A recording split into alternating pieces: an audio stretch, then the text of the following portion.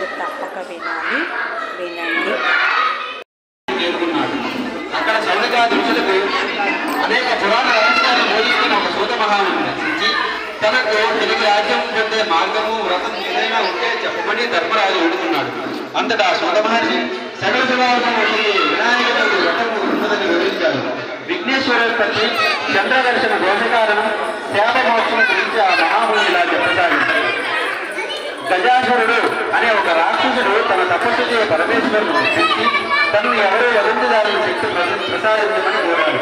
ఆపై శివుడు తన ఉదరమునందే నివసించాలని కోరడంతో అందుకు శివుడు తన కుక్షియంలో బందీ అయినాడు. దీంతో అతడు అజేయుడైనాడు.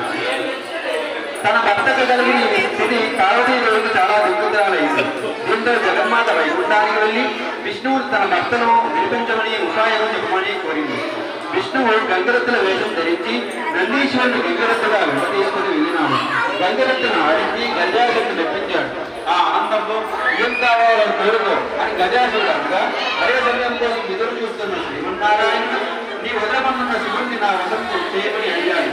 తనకు అంత్యకాలం గమనించినదనే గుర్తించిన రాక్షసుడు ఆయన వాళ్ళ తప్పకుండా కుక్షిగంతున్న శివుని ఉద్దేశించి ప్రభు శ్రీహరి ప్రభావంలో నా జీవిత పూజించమని ప్రాణం విడిచిన తర్వాత నా శిరస్సు త్రిలోక పూజితమగినట్లు నా చర్మమును నిరంతరము నీవు ధరించినట్లు అనుగ్రహించవలసింది ప్రార్థించి తన శరీరమును నందీశ్వరుని వశము చేశాడు. నందీశ్వరుడు ఉదయం శివునికి విముక్తి కలిగించినాడు. శివుడు గజాసురుని శిరస్సులో చర్మము తీసుకుని కైలాసానికి తిరిగి ప్రయాణం అయ్యాడు. తన భక్తుడైన గజాసురుని కోరిక మేరకు అతని హృదయంలో ఉన్న పరమేశ్వరుడి శ్రీ మహావిష్ణువు కలిగించడంతో భక్త రాకకు పార్వతీ కైలాసంలో ఎదురు చూస్తుంది. శివుడి కోసం ఎదురు చూస్తూ స్నానానికి సిద్ధమైంది. స్నానానికి ముందు దేహానికి నలుగు పిండిని అడ్డుకుంది. పరధ్యానంలో ఆ పిండితో తయారు చేసింది. చూడముచ్చటైన ఆ బాలుడికి తండ్రి ఉపదేశించిన మంత్రసాయంతో పార్వతీదేవి ప్రాణ ప్రతిష్ఠ చేసింది. సుందరమైన ఆ బాలుడి వాకిట సరఫరా వచ్చి తాను స్నానానికి వెళ్ళింది. అంతలో అక్కడికి వచ్చిన శివుడిని ఆ బాలుడు అడ్డుకున్నాడు. ఆగ్రహావేశాలకి లోనైన రుద్రుడు ఆ బాలుని శిరస్సును త్రిశూలంతో ఖండించాడు. ఆ శబ్దానికి బయటకు వచ్చిన పార్వతీదేవి జరిగిన ఘోరం చూసి కన్నీళ్లు పెట్టుకుంది. దీంతో శివుడు గజముఖుడిని ముప్పటి శిరస్సును తెప్పించి ఆ బాలుడికి అతికించి ప్రాణం పోసి గజాననుడు అనే నామకరణం చేశారు. సర్వవిఘ్నాలకు ఒక అధిపతి నియమించమని దేవతలు, మునులు, మానవులు పరమశివుని కోరతారు. ఈ విషయంలో గణపతి కుమారస్వామి ఎవరు నియమించాలని ఆలోచించిన పరమేశ్వరుడు ముల్లోకాల్లో పవిత్ర నదుల నీటిలో స్నానం చేసి ఎవరు ముందుగా తన వద్దకు వస్తారో వారికే ఆధిపత్యం లభిస్తుందని చెప్పారు. దీంతో కుమారస్వామి తన గజ వాహనంపై ఎగిరిపోగా వినాయకుడు మాత్రం తన ఎలక వాహనంలో ముందుకు కదలలేడు.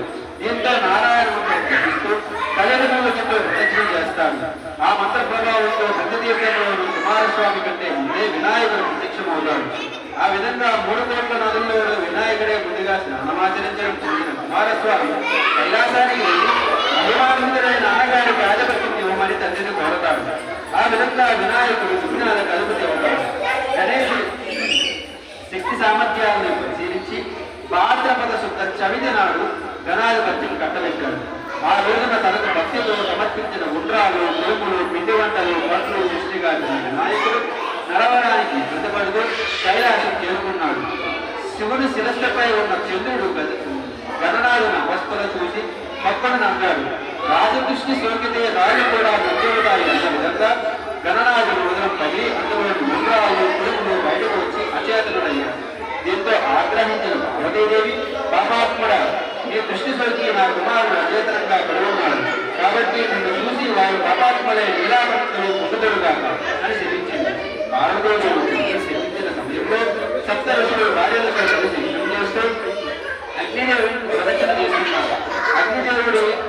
అగ్నిదేవుడికి ఋషభక్తుల మీద మోహం కలిగింది. కోరిక తీరక శపిస్తారేమో అన్న భయంతో అగ్ని క్షీణింపసాగాడు. తెలుసుకున్న స్వాహాదేవి ఋషభక్తుల రూపంలో అగ్నిదేవుడి చేరింది. అగ్నిదేవుడితో ఉన్నది తమ వారి లేదని బ్రహ్మోడి సరస్సులు వారిని విడిచిపెట్టాడు. శాపగ్రస్తుడైన చంద్రుడిని చూడటం వల్లనే ఋషుల భార్యలకు ఇలాపనిందరూ గురయ్యారని దేవతలు పిలుస్తారు. వీరందరూ బ్రహ్మదేవుడితో కలిసి కైలాసానికి వెళ్ళారు. మరణించిన విఘ్నేశ్వరుడిని బ్రహ్మదేవుడు తిరిగి బతికించాడు. తర్వాత పార్వతీదేవితో, అమ్మా, నీవు చంద్రుడికి ఇచ్చిన శాపం వలన ఆపద కలిగింది, కావున శాపాన్ని ఉపసంహరించుకో అని కోరాడు.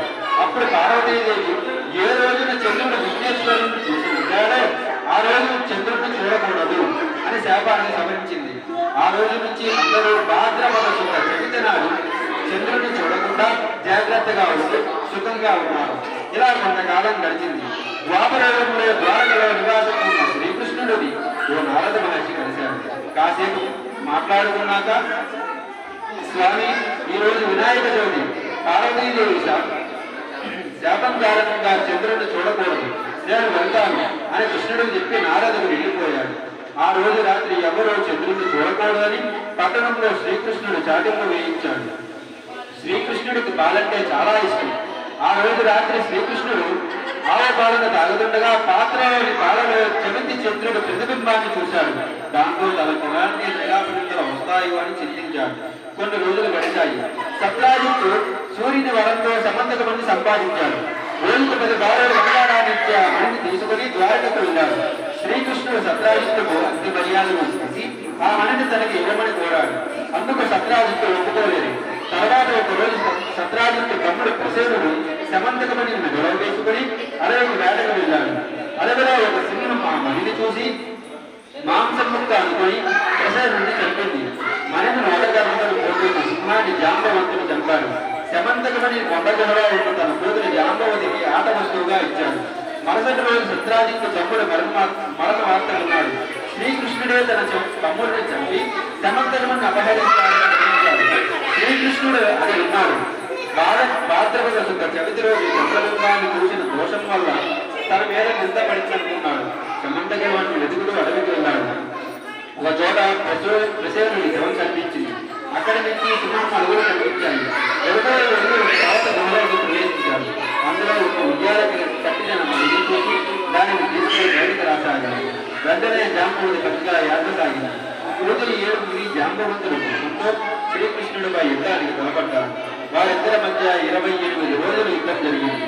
జాంబవంతుని శక్తి తగ్గిపోయింది. తనతో యుద్ధం చేస్తున్న వాడు శ్రీరామచంద్రుడని తెలుసుకున్నాడు. వేటాయుధంలో జాంబవంతుడు శ్రీరాముడితో యుద్ధం చేయాలని కోరాడు. ఆ కోరికను ఇప్పుడు శ్రీకృష్ణుడి రూపంలో వచ్చి తీర్చాలని గ్రహించాడు. శ్రీకృష్ణుడిని నమస్కరించి సమంతకమణితో పాటు తన కుమార్తె అయిన జాంబవతిని కూడా నమస్కరించాడు. శ్రీకృష్ణుడు సమంతకమణిని ఇచ్చి సత్రాజిత్తుకు ఇచ్చి నిజం తెలుసుకున్న సత్రాజిత్తు తనను క్షమించమని శ్రీకృష్ణుడిని వేడుకున్నాడు. తన కుమార్తె సత్యభామ ఇచ్చి వివాహం చేయించాడు. సమంతకమణిని కూడా శ్రీకృష్ణుడికి ఇచ్చే విషయం. ఆ సమయంలో అతనికి వచ్చిన మునులు శ్రీకృష్ణుడితో, మీరు సమర్థులు కనుక మీపై పడిన నిందన పోగొట్టుకోగలిగారు. మా వంటి వారికి ఏది గతి అన్నారు. భాద్రపద శుద్ధ చవితి నాడు యథావిధిగా వినాయకుని పూజించి ఈ సమంతకమణి వ్యాఖ్యానాన్ని విని అక్షతలు తనపై వేసుకున్న వారికి ఆవిడ చంద్రదర్శనమైనా కూడా వీలాకు ముద్దలు కలగవు అని శ్రీకృష్ణుడు చెప్పాడు. ఆనాటి నుండి ప్రతి సంవత్సరం భాద్రపద శుద్ధ చవితి రోజు దేవతలు, మహర్షులు, మనుషులు తమ శక్తికి తగినట్లుగా గణపతిని పూజించి తమ కోరికలు తీర్చుకుంటున్నారు.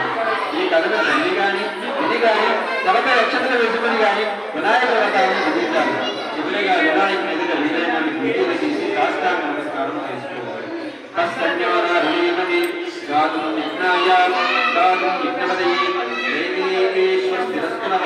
స్వస్తి